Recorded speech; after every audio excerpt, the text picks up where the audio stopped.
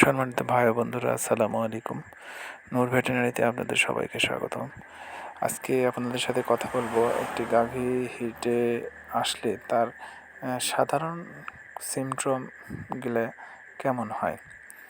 আপনাদের যদি এইগুলা একটু বুঝে থাকেন তাহলে আপনারা গাভী হিটে আসলে ভালোভাবে প্রজনন করাইতে পারবেন। আপনারা স্ক্রিনে দেখতে পাচ্ছেন একটি গাভীর জরায়ুটা ফুলে আছে এবং ওপেন করলে দেখা যাচ্ছে যে সেটা লাল আকৃতি ধারণ করছে।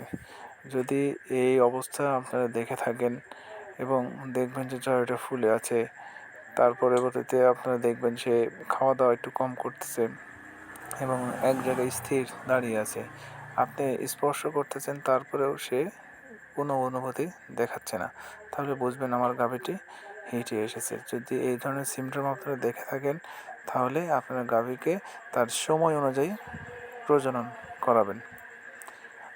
ধন্যবাদ সবাইকে। যদি আমার চ্যানেলটি ভালো লেগে থাকে অবশ্যই আমার চ্যানেলটি সাবস্ক্রাইব করবেন এবং পরবর্তীতে ভালো ভালো ভিডিও যেন নিয়ে আসতে পারি সেজন্য দোয়া করবেন। ধন্যবাদ সবাইকে।